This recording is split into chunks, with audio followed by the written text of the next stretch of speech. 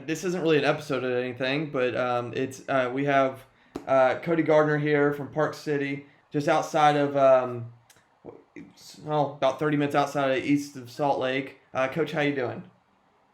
Doing really well. How are you? I'm doing good. I'm looking forward to this. I mean, the funny thing is, I didn't record any of what we talked about beforehand, but I mean, we've probably spent 30 minutes just chit chatting about the beautifulness of your state and Yeah, football, it's and unique, man. I Yeah. mean, yeah. Well, it's ironic because my head, like we talked, my head coach just took a job out there, so it'll be. I got some stuff to warn him about in terms of the snow, but hey, oh well. Um, Yeah. so Awesome. we're going to talk a little wrong arming today, just because you guys are really good at it, and I'm trying to learn, and I'm a former D line coach, but by no means was I a good one. I'm not going to sit here and say I was. Um, but kind of like because you threw out some topics to people and kind of what you wanted to see. Why do you think you're going to go through your stuff here in a minute when you reshare your screen? Um, why wrong arming in terms of the topic, and why do you guys think you do it so well? Yeah, raw arming. Yeah, I was thinking about doing some cover three stuff. I'm like, that doesn't fit everybody, or it's not universal. And that's wrong arming is one of the things that we've done no matter what our scheme is, whether we're a 4-2-5, a 3-5, a 3-4. Even whenever we switch in and out of our defenses, a couple years ago we were very multiple, and that's one of those things like the way we. It's like open close windows for me for linebackers. That's what I coach currently. I start off as D line, but that we read the same no matter what we're doing. And same with our D linemen. Our D linemen are going to be step down, squeeze, and we're going to spill everything. And that's just who we are. Now in the past we've dabbled with some 2G stuff. We did that for 3 or 4 years off and on. Big fan of that. But even then, when we went back to the even front this year, we've been an odd front for a couple of years. We did do the 2GOG. We just, with the group we had and with the lack of camps because of COVID, we felt like that was a skill that, we could afford to not try to teach.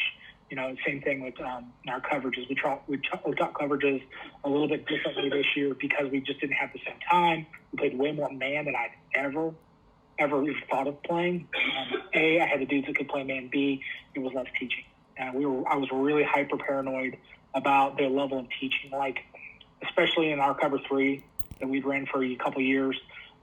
It's the master, it's master of one kick, 10,000 hours at one kick, right? Like that's our cover three. Our cover three is really simple.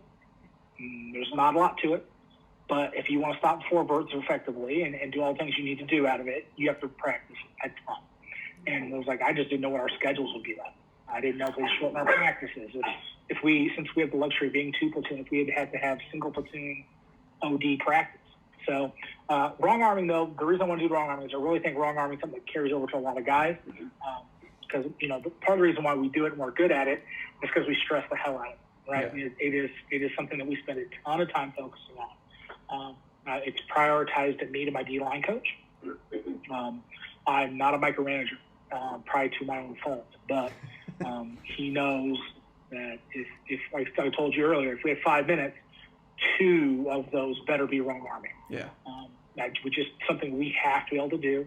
And we'll get a little bit in my slides, but we've been successful, but we don't scare anybody getting off the bus.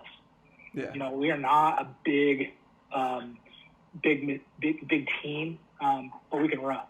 And so if we can get the ball still into the sidelines, it's our benefit. So let me go ahead and hop in here. We'll get into my slides. Let me share the screen. Like I said earlier, we're at Park City High School, the Park City Miners, about 25, 35 minutes up the canyon from Salt Lake. It's a resort town. It's known for a lot of things. It's, the Sundance Film Festival, that kind of stuff. And it's a pretty unique place, especially for a boy from Central Illinois.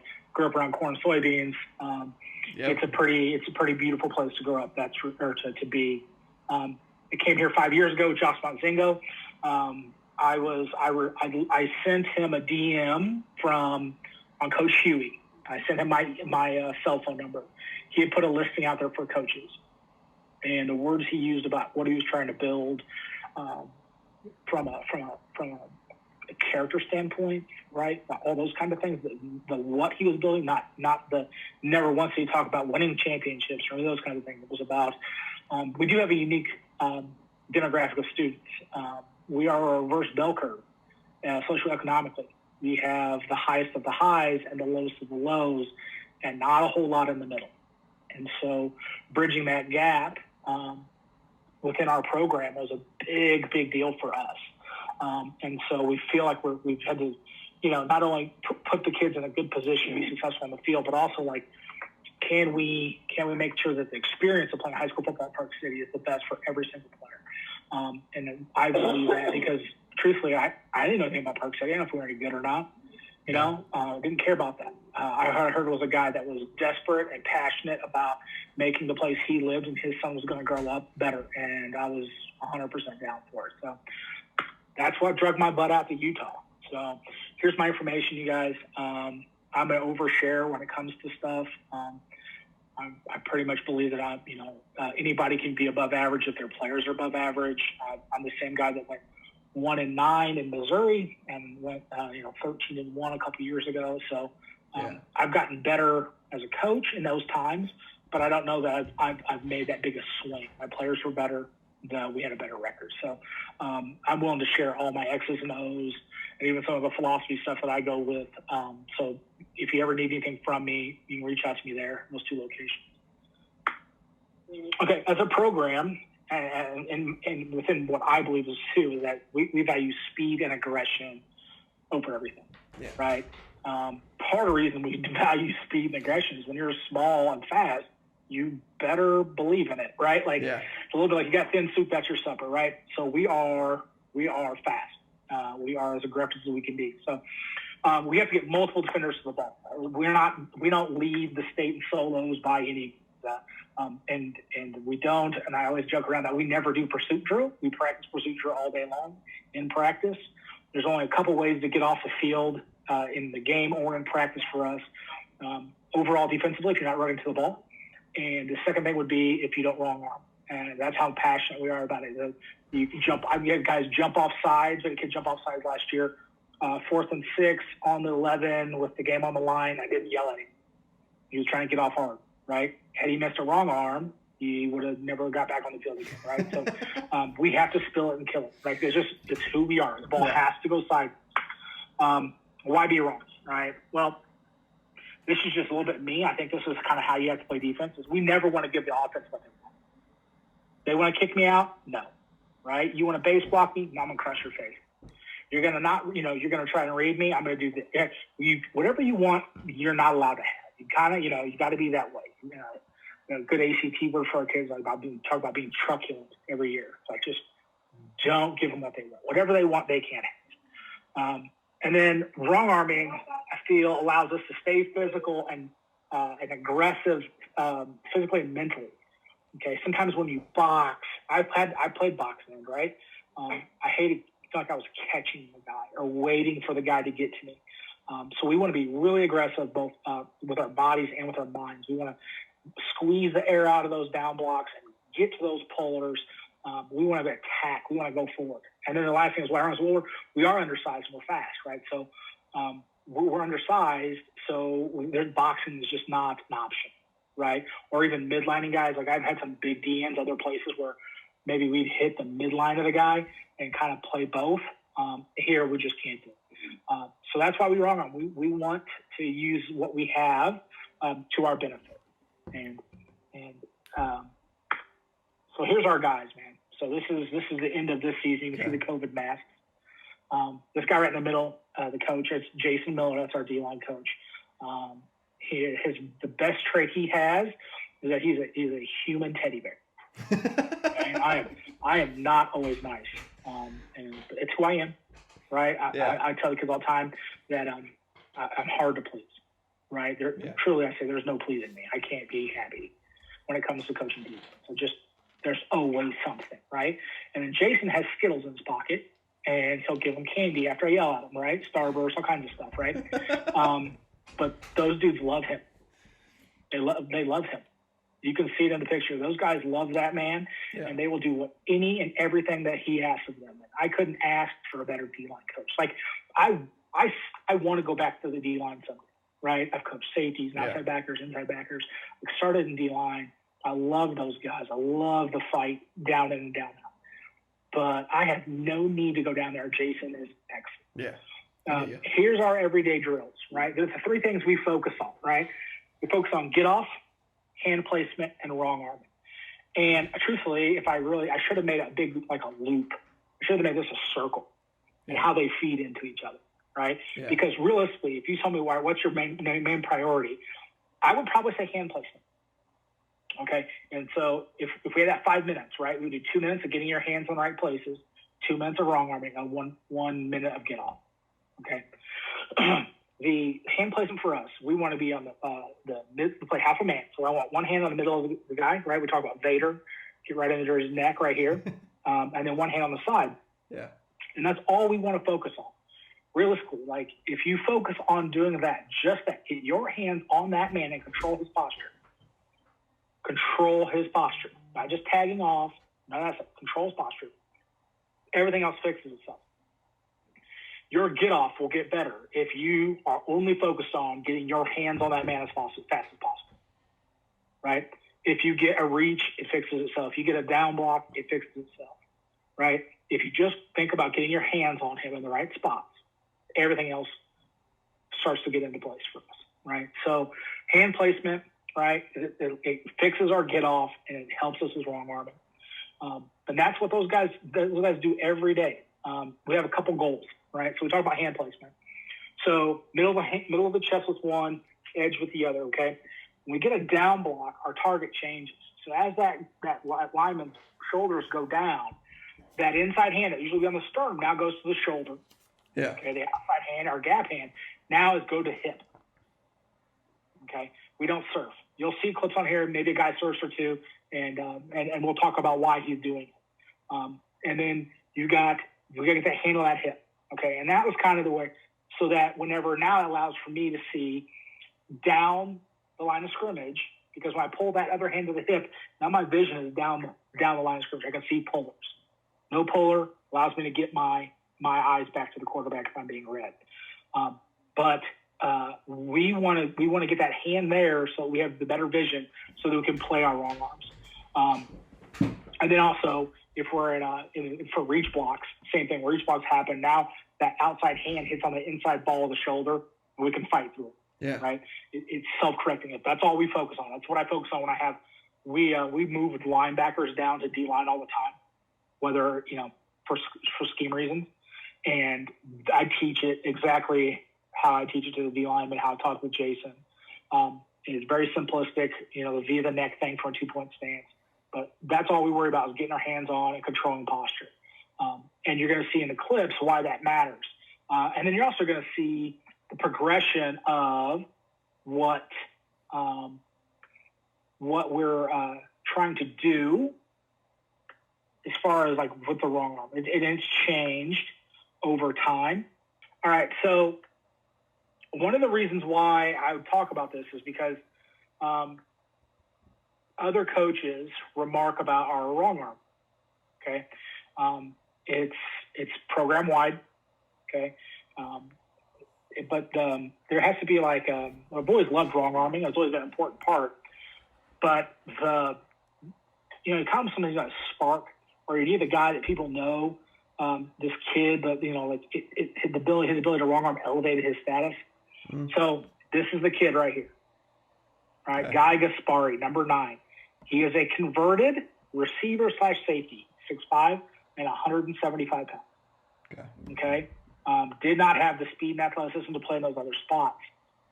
But he's a 4-year kid, right? He's a 4-year kid, and all he wanted to do was get on the field. So we threw him down at D-line. Right now, mind you, this D-lineman is 6'4", 170.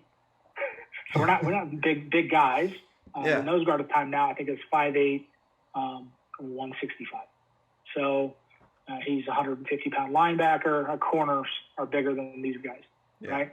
So, a lot of a demeanor as far as size. But what Guy did, Guy committed himself to doing the job, right? Like his overall lack of athleticism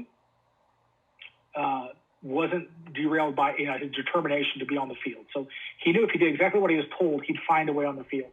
And so Guy made it to our all-region as a backup. So he couldn't start for us, but he still was an all-region player solely because he was spilling everything. Yeah. This team, this is a playoff game. This is the second round of the playoffs. And this team is darn good. They run the heck out of GT. This quarterback was an absolute dude. So I could show you tape of other people or other stuff, but I try to give you the playoff games. Got games where guys were good. And so we're just going to watch Guy here. So get off, right? Not a super physical get off, right? No, he's not, right? But he's got his hat in his window. He's got his head on the inside, right? He's feeling the down. He sees the pulling, right? Yeah. Look, he's not winning contests for physicality, but he gets his hat inside. We talk about that. Running backs are like horses. They spook easy. All you got to do is get your face in here, and he's going to bounce it out. Okay? Now, what's crazy is when we talk about speed and running, is I want you to see who makes the play and where he makes it. Yeah, I saw it from backside, yeah. That's backside DN. Jesus. Right? So, right? And he makes it from number to number. That's how we play defense here. Right? We can't go toe-to-toe and stick it up in the hole against guys. But if we can get you running sideways, I got DNs that'll run you down from the backside. Right? Yeah. So, but it's all set up by this guy here that never started a game in his high school career, but he was keeping guys off the field, guys with more talent, because he was willing. And since this is a big GT team, big pull team, boy, I told Guy to walk down Monday, I said, "This is your week, buddy. Let's go get it." Right? Here's a guy who's never started a game in high school. We're going into the playoffs, and I'm like, "Hey, you're the key to this game up front." Right? But because it's a commitment. And so when you do that, you get super talented sophomores and juniors that hear that and realize, oh, my talent doesn't really matter. If I'm not going to do what I need to do so my teammates are successful, so this guy can hustle 40 yards to make a play, then I'm not going to see the field. Right? And so, again, here we go. Same game. Again, Guy gets his placement. He gets the outside hand. It's a little high, right? Yeah. A little high. Comes in, bang, sticks it in, gets him a 2-for-1. It's pretty good, Coach. Seriously. Right? And I'm telling you right now, you got guys better than him. What you don't have are guys that are more committed. Yeah. Right? This dude's like a cyborg. One of the things that he does amazingly well, because he's never made plays in his life. He doesn't look for the ball. Yeah. Right? So sometimes he does it. He could have made this play. But he also is not undisciplined when he wrong arms. You'll see guys will come in the wrong arm, the ball starts to bounce prematurely, and they'll reroute, and he doesn't ever do that. So this is the guy that I take, there's teaching tape, right? I mean, this is the guy that we've taught off of for years. This guy's going to Stanford, that guy's at Princeton, that guy's at Marist. Then the guy is the guy I'm talking about in film. Hey. Right? Yeah. Boom, come up. Guy from Montana makes the tackle. Right? Yeah. Right, so we go again here. God, look at his stance. It's not even the right stance. Like, so I'm yelling at Miller about this. Right? I love him. Like, Jason, he's not even in a good stance. He's a yard off the ball. Yeah. Right? And all he says is like, yeah, but what he did. All he did was come down here. Right? Guy gives him a hi-hat set. All he's thinking about is getting his hands on. He doesn't buy the fake. He doesn't care about the fake. He doesn't know enough to care if he's trying to sell him hi-hat. All he's thinking is hands on him. Hands on. Oh, there's the pullers. Boom. And then here comes my little pipsqueak. Right? So this isn't our base defense. We are in a 3-4 right now. Yeah. Right? Playing cover 2. We're a 3-5 cover 3 team. Right? But 10 gets worked on. He knows he's a spill player, so he goes against a 320-pounder at 140 pounds. The spin-off thing that's all Brady. That's him being special. Yeah. He sticks it up in there, but and then bounces, and there's a tackle. But get it spilled. Yeah. Right? Get it spilled. Go back to the same game here again. More love for my boy Guy Gasperi. Right? Like, how good is that?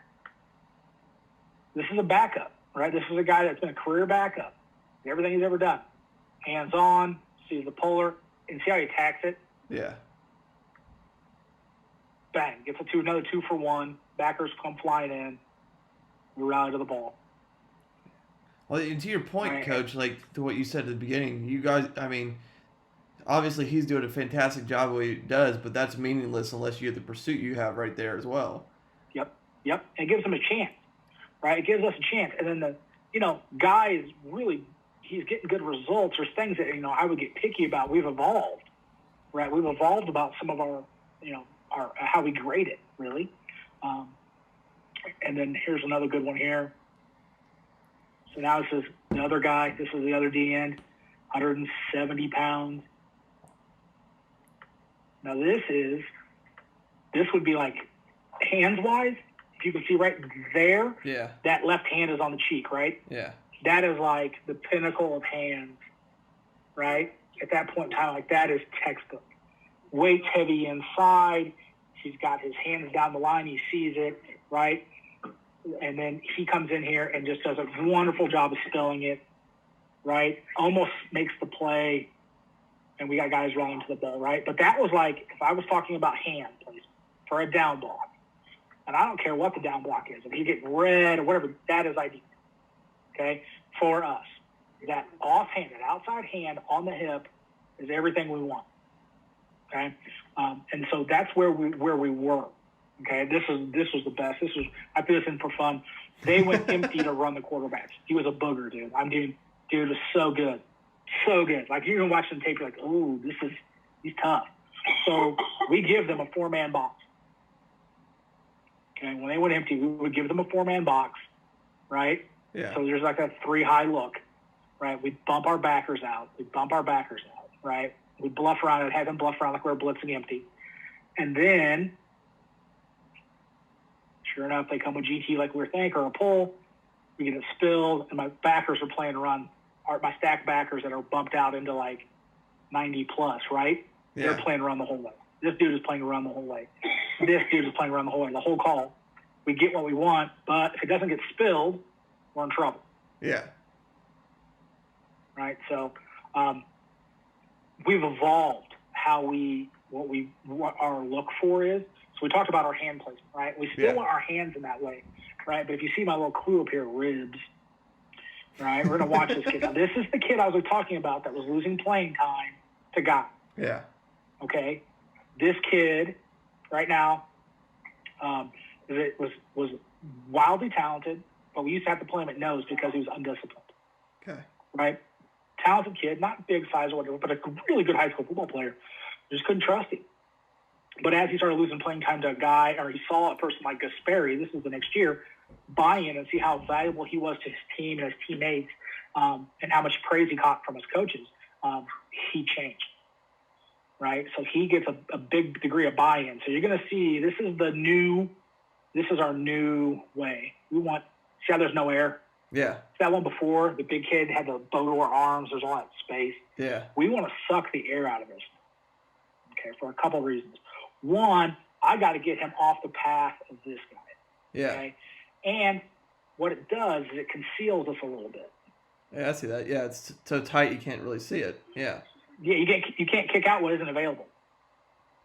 Right? Yeah. You can't kick. There's no space to get kicked out. So he's got his hand on the hip there, right? He sees the puller. He comes up vertically. Now, this is the other thing we talk about. Against a second-level kick out, we want to hit and get vertical. Yeah. Right? So if we get a lineman pulling across, we just got to get it fixed. If you get a fullback trying to kick you out, get vertical through it. The ball will show. Okay? And so Nicky takes the air out. He's in that guy's ribs, right? Mm-hmm. It's vertical, takes the fullback out, and we're good to go. Right? We're good to go. So that's how it's evolved to for us. It's less about those long arms and more about sucking the air out of the gap, knocking this guy, driving him through his path. That's kind of where we're at now, right? That's kind of the evolution of what we want to do with hands-wise. And so this is him as a sophomore. That's that same kid, 59, right? And against that team from the year before that was really good at it. No hands. Out of place. Okay? So what happens is, because he doesn't get that guy off track, they get to our backer, right? He's not violent enough, and he's giving ground catching. Yep. They're darn. And this is the thing. This team is so good about sticking it up inside. I love GT. I love coaching it. I used to coach running backs, and they ran it the right way for sure. Okay, no hands here by this kid. Top of the screen, we get a no hand. Now this is the same kid that did perfect hands before. No hands. Right? Yeah. He's a good athlete. He's a better athlete than those other guys. He's a D1 lacrosse kid. So he gets right? And our center and our nose guard gets off to make a play. But there's a big problem when those guys don't get hands on. You see, this guy's a stud, and he has no shot because we never got him off his track. Yeah. He gets 2 guys to him. Now, the fact that they sent 2 is why we get a guy free. He's ready for the bounce, but we've got to get hands on, right? And so for us, that's the bigger keys is that hands, and like I said, getting the air out of that now. Here they come, right? You can see Nicky gets it, right? Nicky gets that hand to the hip, right? Got the air out. 1, 2, spill to the unblocked guy. Now, would you argue that hand placement is a little bit late, though? Yeah. He can be, exactly, right? Like, now this is really early in the game. This is play 15 in the game, right? Yeah. This guy does a good job, right? So what I'm guessing is this guy's 6'6", probably 295, and Nicky's not. So Nicky's trying to get space. He's trying not to get killed. But I would say just pre-snap, his alignment's wide. Yeah. Down and distance. I don't know the down and distance here. I don't think it's too crazy. His hand should be here. Yeah. That way he can close that gap down right away, right? But the thing is, right there, he's like, uh-oh, and he knows, I got to get there. I got to get my hands there. Yep. He gets the 1, 2, and we get a stop. Now, what I like about this, and we got some clips of it not being great, is I do like how tight this backer comes off, right? Yeah. I do like how tight he's coming off. There's another view. This team, this is a playoff. This is a quarterfinal game. So, Jesus.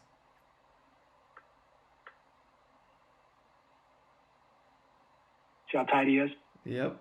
How tight he is, how square he is. I don't know how you can't kick that kid out. The kid runs right by him. Yeah. Well, Coach, they didn't leave anybody. Well, he refused to be left. Yeah. Right, that's that. Don't give them what they want. So he sucks the air out, comes down, and then gets the play. Then he had the wrong arm, right? Yeah. No, yeah, the puller just completely bypasses him up to... Well, think about that kid's vision, right? Yeah. That kid's coming around. He's expecting to see. Think about where he starts. He starts right here on the bottom, at the bottom of the picks, right? And by the time the ball gets there, he's 2.5 yards inside of it. Yeah. Right? He's not sitting out here to get kicked out. Right? He's coming down. He's taking the air out of that block. And if that guy would have came tight, he'd have stuck it. It have spilled right here to 1, 2 unblocked guys. But as we're seeing to block anybody, so now we got 3 unblocked guys. We can play. Right? So that's that difference. That's why we went away from maybe those long arms reaching. Right? And you see how tight his alignment is. Right? His alignment's tight. It tells me 1 or 2 things. 1, this dude is a freak, but he knows he'll never reach him. Yeah. Right? So that's always the worry. Nicky had slower feet. He was worried about getting reached. He knows there's no way in heck that dude's ever going to reach him, so he'll get it snug. I mean, when we talk about a tight 5, that's a tight 5. Yeah. And so he gets down, squeeze the air out, there's the ball. Thanks. Sold up. Okay? Come back, here's another end zone copy. Here is an example of, we talk about getting vertical through the wrong arm. Same kid, right? So if you've got kids with really good hips, right? And I'm not talking about Guy. I'm not talking about the Nicky kid. I'm talking about the kid that went to Princeton, and I'm talking about this kid right here, Parker. Exceptional athletes that happen to play D-line.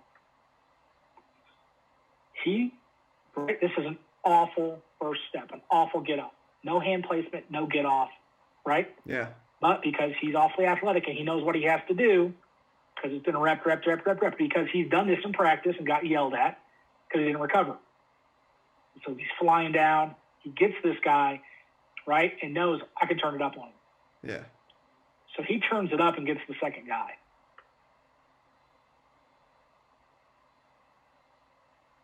Right? And so if we can get vertical through the wrong arm, right, if we can do that, that's what we want to do. Okay? So here's a good example of this. When we don't get vertical through, same kid.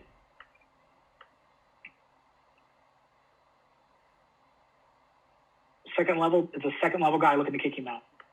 Yeah. Right? So he's chasing hard down in. He doesn't see that guy coming up. Now, we've game planned this. We've talked about when you've got the sniffer on your side. He goes down, he gets flat and looks for the puller. Right? And that's their issue in getting flat. Yeah. Right? He steps down. He has to now, right there, get vertical through 23. Yeah. If he gets vertical through 23. That play blows up if he gets vertical. Exactly, right? And so, God loves sideline. We can come back and take a look at it and get it fixed. But, yeah, so we really want to get vertical. We're not wasting ourselves down inside. So here's a chance. Here he goes. Now we get a 270-pound sniffer. 270 pounds. Right? He squeezes down. Now he gets vertical through him, and then he gets the solo. Right? What I also like about it is my backer sees it right away, gets in there, and he makes sure the second guy gets stuck back in there. And then our outside backer can fold in. Tim is being patient. He's being patient. Sees it open, goes and cleans up. But that's why we want to get vertical on those guys, right? Second level defenders lose some of that angle. Yeah. Right? But he can hit that and get up. Sucks the air out, hands inside. Right? That is what we're looking for. Okay? There's that tight 5. Hands are on. Disrupts that path. Again, 52 runs right by him. This guy's pulling, looking for first available. He does a good job of not letting that tackle initially get upfield either. Yeah, and it's probably because his defensive coordinator is a linebacker coach and screams at him. If this guy gets to him, we're in trouble. So, that's part of it is that they know they have to get their hands on. They have to control. That's that posture thing. Yeah. Right? He's just not tagging on. It's posture. He's got to try to get it feeling that guy, and then gives everybody else a chance to make play.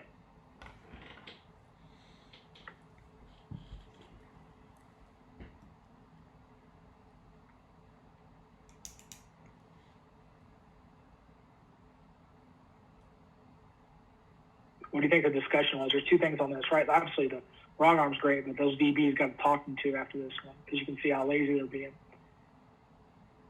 So here comes, say, gets into his ribs. Yep. Right? Gets into his ribs, knocks him off his path, takes on. Easy play for our still guy, our force guy.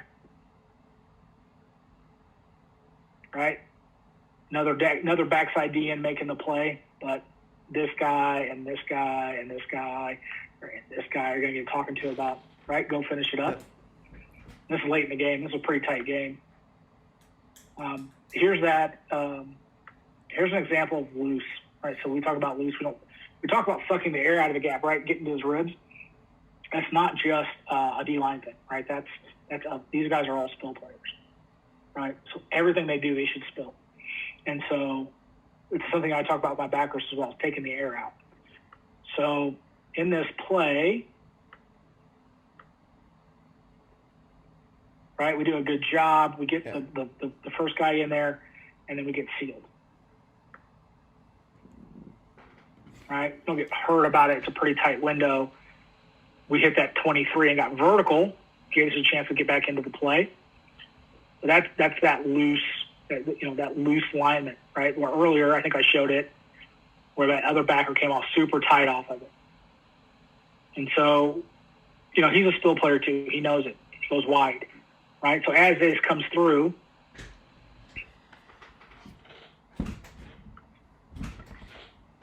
he should be coming right off here. You should be able to slap him on the butt. And he pushes wide, right? And it gives that guy an angle.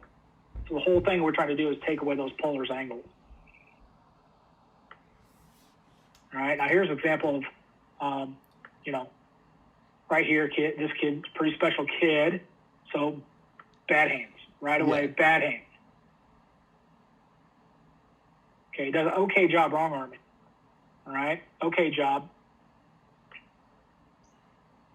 Now, the truth is, this kid does drills once every 3 weeks on D-line. Okay, and so he's going to Stanford to play fullback.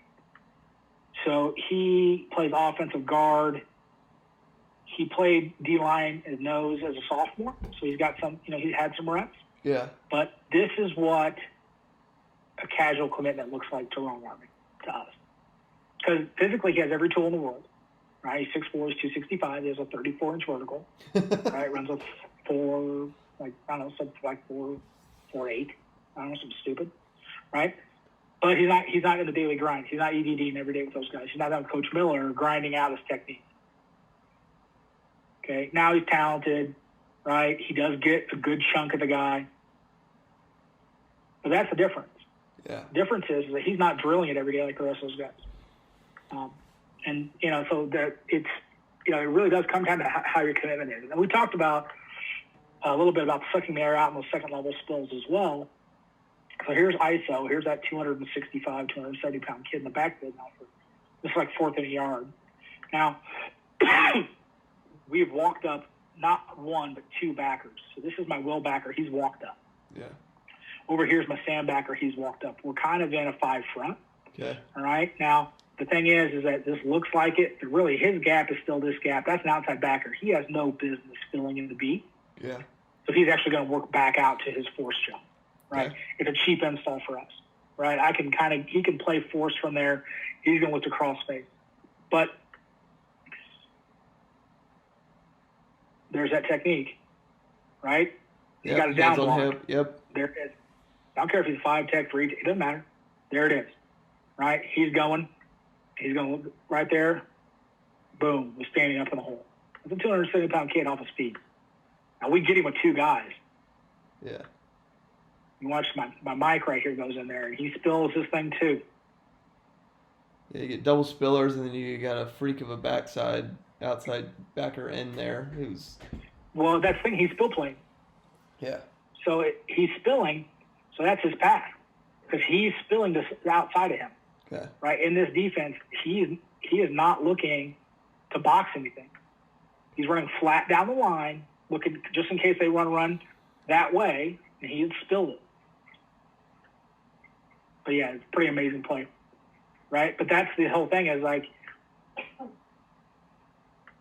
this kid, I'm telling you right now, this kid right here is a dude, but he don't want to play 3 tech. He's a DN. He wants no part of being a 3 tech. But Coach Miller, right, has drilled it into him about, all right, here's your get off, here's your hand, here's this. So we bumped him down into a 3. Now, he doesn't have to live in a 3, but that technique, get off, get your hands on him. There it is. That's a down block. Down block. There's my pull. Stand him up. We get a couple guys to the ball, right? And that's, for me, I mean, that's we get excited about that kind of thing. We go nuts about it in film, right? You do it in film. We hoot and holler, go crazy about it. You miss it. I mean, you'll see guys pull themselves off the field in practice because they know they missed a wrong arm. They'll just try over the sideline. They already know.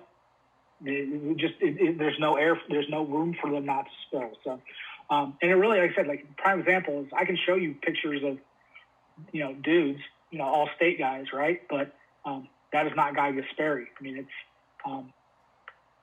that is not what that kid's talent level is. I think like in this clip right here, he freezes this clip, right? So he was an all-state kid. He was all-state. He was all-state. He was all-state. He ain't all-state, right? Yeah. But that is picture perfect. That is commitment. Great technique right there. Right? That is coaching, right? Yeah. I mean, that's the kid, another all-stater right there coming in. But the guy that makes the play for everybody is the kid that's a very good high school football player who's determined to stay on the field and to commit and be part of something bigger than himself. I mean, that's what wrong arming is to me. It's you don't have to be that dude. You can be relatively average and still do your job. So, yeah, that's great. Now, in terms of drilling it, how specifically do you drill it in practice? Yeah, so we realistically we've had some bad things happen. To me as a D-line coach, teaching it early on, we would go live. We would go pretty live, and we get a lot of like banged up thumbs or weird things when guys were trying to get underneath it and dig it out. So we do a lot of shields, flipping, getting on our shields and getting underneath it. But yeah, what we do is they work block recognition, right? So eventually it becomes stance and then the hands placement, right? Yeah. Progression. And then what we do is they can get one of three blocks. They can get a down, a reach, or a base. Okay, and then so if you get a base, you fight the base. If you get your reach, you fight the reach. If you get a down, you play the down. So what coach will do is he'll have a couple lines going, and he'll send a pull. Right, so you've got the guy going, and you've got this guy over here. So he gives him the down, and he'll tell him, "Hey, pull." And so he'll play the down block. And if he gets a down block pull, he has to run on. Sometimes he gets a down block and he has to settle off and look to play quarterback or whatever the case may be. But it realistically is we just set this play up. We just set up down block, puller. We want to make it as much like the game as possible. So you'd have, there's our D-line, the O-line, and then the other O-line guys are here, the D-line guys, and we're doing self-service. And he's just playing the blocks. When he gets a down block, he squeezes it, coach sends a guy at him. Yeah. No different. Right? It doesn't have to be anything elaborate. He comes over, he squeezes it down, boom, gets underneath it. And that's what we'll do. We'll do that. They'll do that for 5-10 minutes at a time. He can get 2 or 3 groups going, right? You can go 3-man groups realistically by skill and talent. The D lineman, O lineman, a puller. You can get group, right? Go, and then O to D to O, puller to offense, right? And you can get your reps, and then you can match up, talent. And so that realistically, you see a lot of that is that they'll get into their stance starts, work block recognition, and then they'll start working wrong arming drills. Okay. Then what we'll do is if we're playing a team that has like that sniffer, is that we'll put them in a sniffer alignment so that we get that vertical attack. I can motion the guy on this one or not. Yeah, so this week now, what we'll do is be D-O, and now we got the sniffer. So he's 2 yards back, and they've got to hit and get vertical to the inside, right? Or even like split zone teams. We will wrong arm that split zone coming across. Okay. And so they'll run it this way. They'll bring him over here. They'll hit him kick, and they'll wrap. And we practice that. And that's that second level defender that we try to recognize so that when we get a second level guy that we hit and get vertical. So that would be the layer. And at the beginning, we don't do that. That takes a while. And luckily this year we didn't see sniffer early, so we had time to develop it. But that's what we do. We just, what does the game look like? What are we trying to stop? And then we go for it. And it's controlled. It's controlled chaos. It's got to be physical. Yeah. But it's not like we're, I used to teach it, man. It was like we were headhunting. We were trying to kill people, rip through hips and stuff. And I don't think I think it can be more of a precision thing. I would always want them to get off and get down the line. And realistically,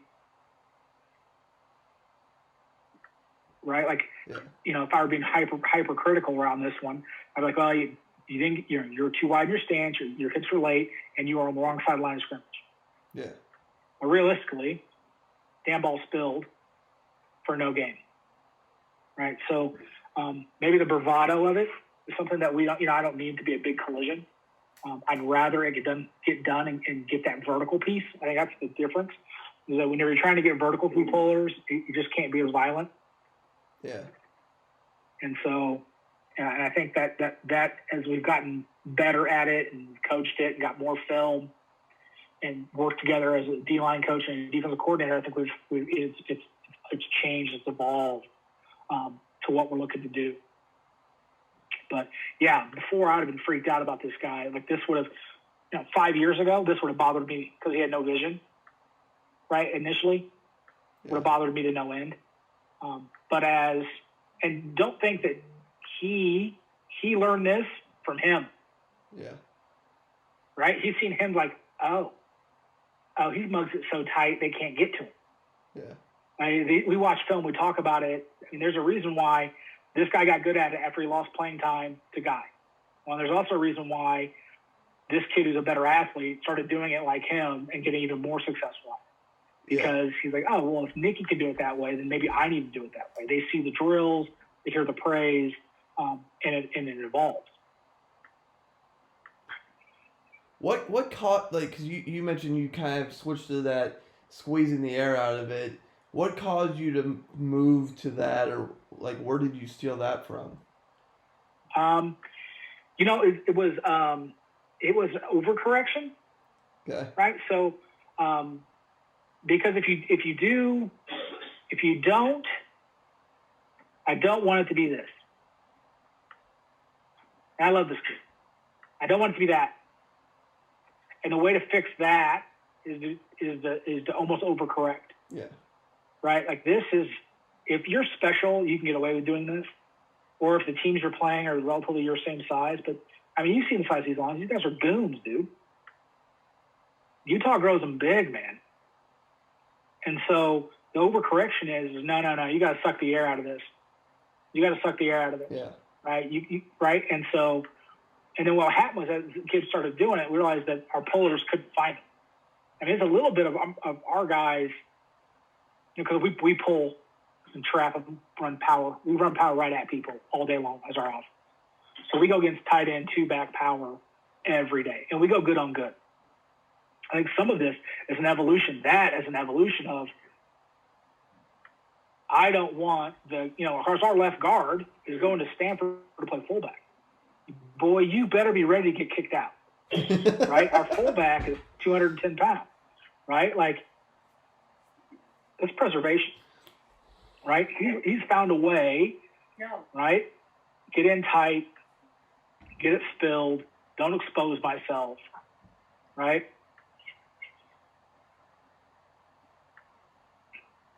And so I think it's just been evolution as we've watched tape and as we've talked as a group, we're like, hey, we got to get these guys, get that air out of this. They've got to squeeze down and ride that guy out, right? Get him off his track. And as we, and so it was an overcorrection, right? It was, sometimes you have to over-exaggerate to make change. Yeah. Right? Like, when we're doing cover 3, we were not real popular with a lot of coaches because of the way we reroute or redirect slot receivers, right? And at times it cost us because we would be knocking the hell out of number 2. We'd be late to number 1. But we weren't going to live the other way, right? So it was like the overcorrection of like, hey, you got to reroute. You got to knock that guy. We'd try to put him into the second lane of the track. And and so it's the same thing. Oh, dude, we've got some ones, man. But that's where it was. It was the overcorrection of us, we don't want this. We got to have this. And so how can we get it? Well, all right, sometimes he's trying to move it an inch at a time. Kids don't react to it too well, or they take and run with it, right? So sometimes you give a kid an inch, he takes foot. It's kind of what happens. Like, hey, suck the air out. We started sucking the air out, and man, it's what we want now. We don't want any air between that down block. Because it knocks them off the track and they hide from the pullers. They're looking for the pullers. And, so that's kind of that evolution of, like I said, if I saw that 7 years ago, and I was in Illinois, I'd be like, man, get some extension. Get that guy off your chest. And now it's like, it's not he's gonna, he's down blocking. He's not trying to block me. I don't need extension, right? Like, and so that's, we hang our hat on it. I mean, I'll hang my hat on it anywhere I go ever. And so it's a commitment thing. Like I remember when Jason came up 4 years ago, I was like, all right, so what do you want to do D-line wise? Okay, let's have a meeting. We sat and talked. And then I'm like, all right, by the way, we're going to wrong arm everything. This is what we're going to do. And like the second day of practice, he was like, all right, so I'm going to do this and this and this. And I was like, where's the wrong arm? He's like, well, we're not in pads. I don't give a shit. Grab bags. And he was like, well, I was like, no. He's like, all right, well, hey, today we're short. We only got like 10 minutes. I said, so like 5 minutes are wrong arming. And he was like, Jason, I'm serious. Like, we're going to do this every day until the practice for the state's happening. Like, we're just going to do it. Yeah. Like, they have to be able to do it. And he was just like, okay. And then from there on, every day it's there. I peek down. You know, like I said, I don't micromanage. I peek down. They're doing it. If we have a rough day on film with it, I will lose my mind. You know, Jason's one of those guys, like I say, teddy bear. The guys love him. It's perfect. I don't have to yell at the kids. Yeah. I'll turn and say one thing to Jason, and they hear it, and it's fixed. I'll just turn to Jason. What the hell are they doing? Get it fixed right now, and it's already fixed. Right? I mean, and Jason knows that I'm doing it. You know, I'm coaching him like that so that I don't tell 20 kids. But also too, like I'll walk in like that one day, like with Guy. Hey, this is GT Power Team, boys. Counter Power, GT, whatever you want to call it. Game's on you. If we don't spill it, they'll beat us. Right? And that's the challenge. Like we've had other games where, hey, they're going to throw it 52 times. DBs, it's on you. Yeah. Right? Like, and I think so. It's just one of those things that the communication and the stress of it. You know, there are probably other things I wish I wish I could duplicate, had the time and focus to duplicate how much we stress wrong arming in other areas. But there's just so much time in the day, so much time in practice. And truthfully, you know, if we had to put the hierarchy of things that we have to be good at, rerouting in cover 3, wrong arming, you know, like those are the things that has to be the focus, running to the ball. You know, those are things that we can't negotiate on. And so, you know, if anybody has any questions, like I said, you know, reach out to me. Drill-wise, it's incredibly simple, and those are the best drills. It's just, like you said, you can see it on film between the guy that does it once every couple weeks and the guy that does it every day. Yeah. No, I appreciate you coming on, Coach. And Coach's his contact information will be in the bio. Same contact information that was at the beginning of the thing. You can either go back to the beginning of the video or, because it's super easy, it'll just be at the bio. So don't hesitate to reach out to Coach. Like, this was very eye-opening and very good for me. Like I said, I just appreciate it, Coach. And like I said, you enjoy that beautiful weather you have in just outside of Salt Lake in Utah there. And so again, I appreciate it, and thank you. And like I said, just reach out to Coach.